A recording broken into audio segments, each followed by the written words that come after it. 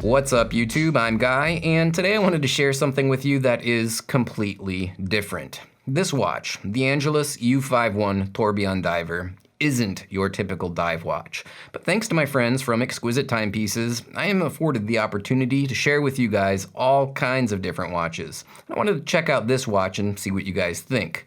So let me know down in the comments, what do you think of this watch? And would you like to occasionally see more watches like this? Watches that are a little outside of the normal, everyday, run-of-the-mill. Or should I just stick to the stuff that gets the views? Stuff like Rolex, Omega, Seiko, stuff like that. I'd be interested in getting your feedback, and yeah, let me know if you'd like to see more stuff like this. Now with that said, let's go ahead and check out this watch. Today we're looking at the U51 Diver Tourbillon from Swiss watchmaker Angelus, a brand with a history going back 125 years. Founded in 1891, Angelus has been known for making chronograph and multi-complication watches for over a century. The brand was revived in 2011 by La Joaillerie with the commitment of putting Angelus back on the pedestal of high-end watchmaking. With the U51 Diver Tourbillon, Angelus says they are keeping with their tradition of utilizing technologically forward materials to manufacture highly complicated and aesthetically interesting timepieces, both meeting the required diver's watch criteria and bringing highly technical features. This watch is intended as a high-performance, sporty timepiece, and that begins with the case.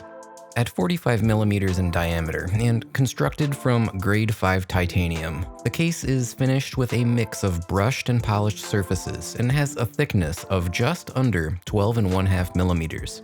It also offers 300 meters of water resistance. At the side of the case, you find a pair of screw-down crowns, one for the winding and setting of the watch, and the other with the purpose of controlling the internal, unidirectional, 60-minute elapsed timekeeping bezel. The internal bezel is finished in blue and orange with full graduations for the first 20 minutes, and with Arabic numerals every 5-minute interval thereafter. Covering the dial is a box-shaped sapphire crystal with anti-reflection coatings on both sides and emblazoned with the Angelus logo. The dial itself is an openwork, skeletonized display, giving a view of the movement's internal workings and, most importantly, the mechanical tourbillon, but more on that in a moment. The handset and the second subdial are decorated with the same blue and gold orange motif, and the chapter ring and hands are filled with superluminova glow-in-the-dark luminescence. Of course, the main event is the tourbillon movement, and perhaps it's not the most practical complication to have on a dive watch. But then dive watches have been an impractical device since the advent of the digital dive computer for anyone that's looking for a companion timepiece to join them on their journeys to the depths of the sea. The tourbillon is a complication we look at and appreciate for the sake of its artistry and engineering. Originally created by Abraham Louis Breguet in the year 1801, its purpose was to mount the escapement and balance wheel in a rotating cage to negate the effects of gravity on the timepiece as it was suspended in a static position. But today, more than anything, we just enjoy looking at it and watching it work.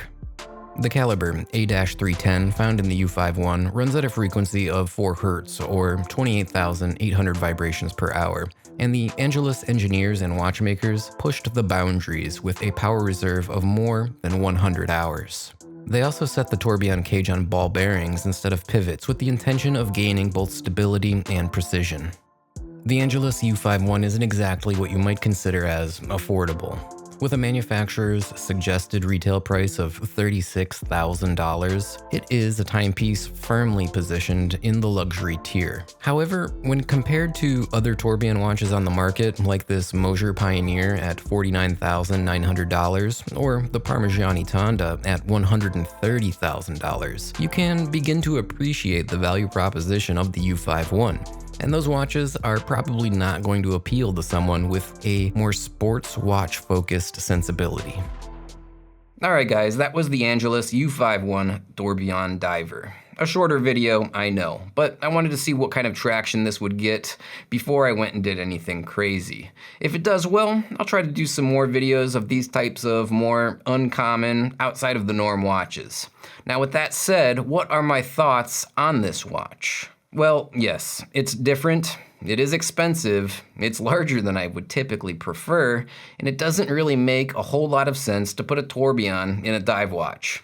But that's what's fun about watches sometimes. It doesn't always need to make sense. Like a piece of modern art, we can stand back and appreciate something even if it's not the type of thing that we might personally want as a part of our collection.